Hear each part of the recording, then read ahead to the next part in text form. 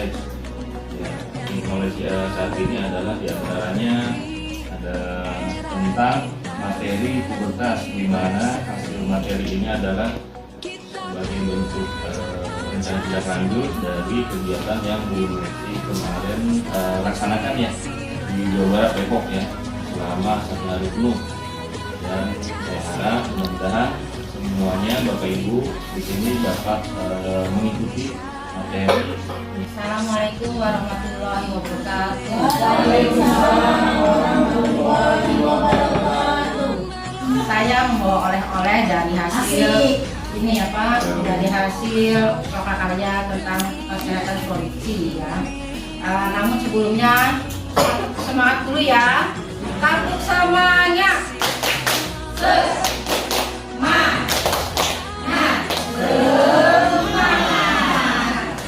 Baik teman-teman, sebelum saya menjelaskan tentang pubertas, kebesaran diri, dan melindungi diri, juga praktik baiknya apa yang teman-teman ketahui tentang pubertas. Silahkan. Postur tubuhnya berubah. Tumbuhnya bulu-bulu. Terima kasih. Nanti di sini pengertian pubertasnya sangat luas ya, tidak hanya tentang seks saja ya. Dewasa mengalami berbagai perubahan fisik, dalam kurung termasuk organ reproduksi. Yaitu yang kedua perubahan psikologis dan sosial. Jadi pubertas itu tidak hanya tadi yang menonjol, yang berubah, yang ada bulunya ya. Ternyata pubertas itu dibagi menjadi 3, fisik, psikologis, dan sosial. Dan pubertas ini pada anak laki-laki dimulai dari usia 9 ke 14 tahun ya. Biasanya diri 11 tahun ya. Dan anak perempuan dimulai dari 8 atau 13 tahun, rata-rata 10 tahun. Seperti itu. Anak perempuan beranjak ke remaja. Tadi ada yang menyebut bulu ya. Ya, kita persamakan persepsi, jangan nyebut bulu. Ulangi, jangan nyebut bulu. Ya. Jadi kita kalau kita nyebut bulu, kita orang itu disamakan dengan hewan. Mau nggak kita disamakan dengan kucing? Tidak. Jadi kita samakan yaitu tumbuhnya rambut. Sekali lagi jangan menyebut bulu, tapi menyebut rambut. Nah, jadi dari anak-anak dan remaja yaitu adanya pembukaan lemak dan jaringan. Nah, artinya mulai itu tadi ada ya. Yang kedua pembesaran area pinggul. Ada anak perempuan nih yang layak. Ya. Yang ketiga pertumbuhan rambut ya, tidak bulu. Rambut di alat kelamin, silakan dan di siang ya. Yang keempat payudara membesar. Suara menjadi lebih besar.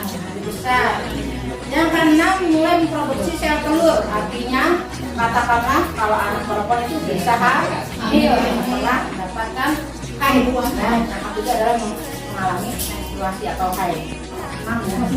Sudah mulai nih sesuatu berubah gitu kan. Dan keenam mulai memproduksi sperma. Jadi harap hati-hati ketika anak laki-laki dan perempuan tidurnya harus dipisahkan karena sudah mulai memproduksi sperma, yaitu yang ada di cairan di dalam penis ya. Mengarah ke fungsi basah, yang terakhir tumbuh jakut. Nah seperti ini ya Bapak Ibu, seperti ini kalau ada perempuan tadi kan belum ada payudara, nanti ada payudara dan misalnya area pinggul membentuk ini tetap kita memberikan kepada anak ya ilza dan Nah, kamu udah mulai ngerti dari SD aja nggak apa-apa kalau memang ada sudah biasa. Cuma bahasanya sesuai dengan kondisi anak, kemampuan anak. Saya harus menyampaikan kata Kak Gina, Penny, jangan di nama yang sebenarnya ataupun di nama yang bisa namanya bebek. Cuma dimulai dari K atau dimulai dari M atau menyebut nama misalnya bebek atau burung gitu kan. Tapi dia tahu bahasa biologisnya. Nah itu yang tadi Bapak Ibu sebutkan, gitu ya. Mulai tertarik lawan jenis, senang berkumpul di luar, ingin menunjukkan diri, suka mencoba-coba, gitu kan. Tidak apa-apa, tetap berikan pelajarannya sesuai dengan, misalkan di IPA. IPA kan ada tuh yang tentang pertumbuhan pada hewan, pada hewan, pada tumbuhan, pada manusia ada. Tidak apa-apa, kita berikan aja, cuma sesuai dengan kemampuan anak. Sebenarnya banyak berbagai cara, ya. Yang pertama, ajarkan anak itu tidak memasukkan tangannya ke dalam celana. Ya, enggak, artinya pelan-pelan, ya, membuat proses. Kedua, kasih tahu ke anak tersebut bahwa tangannya itu nanti banyak kuman, tidak langsung nggak boleh nantinya kencang nanti berdiri atau nggak boleh, itu langsung pelan-pelan. Ini tangannya kotor, nanti kamu kalau ngambil makanan, nah ini banyak kumannya, lepas yang penis kamu, gitu kan. Itu cara yang sederhana dulu. Nanti kalau misalnya kamu yang bagi kue atau nanti kamu kasih gitu. Terus langsung ajarkan cuci tangan dengan sabun. Ngomongnya langsung nggak boleh burung ya, langsung penisnya jangan. Iya, paginya sangat seperti itu. Jadi awal yang pertama itu kita jangan langsung udah kosong, kayak itu jangan langsung dan ke lapangan 5 kali udah putaran ya, langsung gitu ya.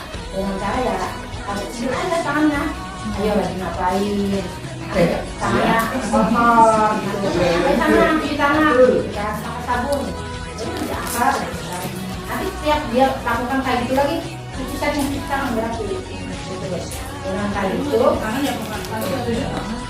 diajarkan dan dikasih tahu kalau setiap sudah memasukkan tangannya ke dalam celana harus cuci tangan. Nanti kalau kamu punya kue jangan nanti tidak dikasih aja terus harus kali ya. Pokoknya awalnya sering dikasih tahu sudah cuci tangan, tapi dikasih tahu seperti itu. Nanti lama-lama juga dia akan malu gitu ya. Yang langkah keduanya bisa dengan ya diberi berbagai aktivitas dari yang sederhana aja dulu, misalkan biasanya mewarnai ataupun apa kan, atau puzzle, atau misalkan kamu mau itu sana lari-lari dulu buat apa, itu baru langkah-langkah yang berikutnya gitu. Jadi ini akan mengurangi ya, walaupun yang itu yang Bapak pernah bilang itu otomatis ya gitu kan, tapi ada yang lebih pelan begininya. Itu ke kebersihan diri, masih materi pubertas ya. Kenapa? Karena di pubertas itu tidak hanya seks saja ya, tidak hanya pertumbuhan di bagian tubuh laki-laki ataupun perempuan. Ternyata kebersihan diri juga termasuk di kesehatan reproduksi. Contohnya ya, mandi, kalau mandi nggak bersih berarti bau badannya ya, terus bisa merusak alat reproduksi juga. Jadi kan mungkin bagi ibu yang perempuan, saya ada nih yang saya gitu, nggak mau saya harus ngajar reproduksi seperti kapan aja hari pertama PPS penting ya, jadi saya buka semua kita. Terus caranya saya yang nyiram, dia kan nggak bisa tangannya dipegangin, saya diginiin saya nyiram. Jadi diajarkan kalau ya biasanya nyiram gini aja, diajarkan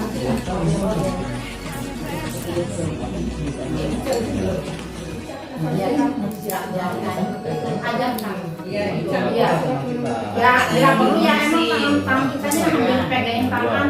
Kalau kita nyuruh aja nanti anaknya nggak ngerti kan, karena anak ABG kan harus ini kan, gitu kan. Tangan kitanya pegang, nanti kita gini, kan, belakang juga. Itu melatih kalau yang depan itu buat BAK ya, gitu kan. Kalau yang BAB itu belakang seperti itu. Artinya ingat dan pasti mau praktek gitu ya.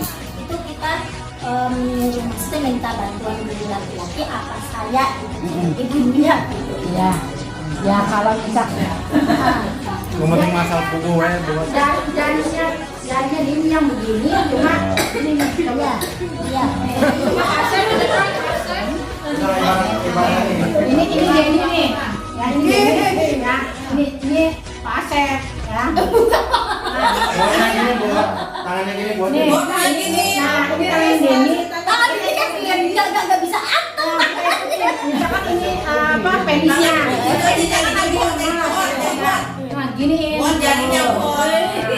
Nah, gitu. Kalau misalkan sekali, 2 kali, 3 kali ajarkan, nanti lama-lama dia kan akan teringat gitu. Jangan anaknya laki-laki sama ibunya perempuan sama gitu kan. Gitu. Jadi Posisi laki-laki kita harus jongkok. Jongkok.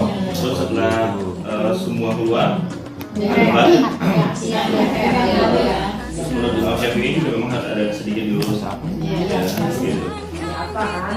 Itu buat contoh kan? Ya, dimasukin ke plastik, habis dimasukin ke plastik, ya udah dikeras, masukin ke plastik, diikat, double plastiknya ya. Pertama plastiknya hitam, kedua plastiknya putih. Lalu juga ke tempat sampah itu. Nah, tapi itu hanya contoh. Nanti mungkin busuknya atau bulunya ada lagi dijemur, karena itu kan buat itu karena sobeknya ya kalau misalkan sekolah mau pegang jadi masalah ya gitu. Jadi anak sih diajarkan cara membersihkan sobek yang tidak ada caranya dan mengajarkan mencuci dalam dalamnya. Sobek itu jadi sebelum anak udah dipasang dulu atau pas waktu pakai Sudah dipasang dulu. Jadi sebelum kita pakai celana ya ini cadar dipasang ya dipasang baru pakai. Tapi kalau soalnya kalau pakai celana dulu baru sobek takutnya kembali soalnya di atas. Jadi waxing. jadi pasang dulu.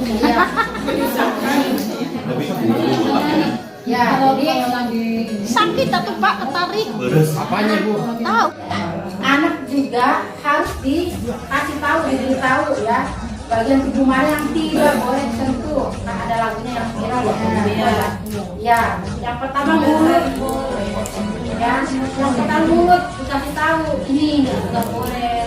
Neng, boleh nggak mau cium? Nah itu. Nah, kasih tahu, neng ngerti apa saya apa. Nah, namanya anak ABG kan nggak ngerti. Kiranya ya ini ya, kan. Padahal itu kekerasan ya, seksual gitu. Nah, itu adalah mulut tidak boleh ya kan. Biarpun nanti kamu sudah besar pun tidak boleh dicium oleh ayah gitu ya. Tidak boleh gitu. Intinya mulut tidak boleh dicium seperti itu. Iya. Nanti juga kamu juga tidak boleh dicium oleh mama, sama boleh ciumnya di pipi. Ya, pantat ya.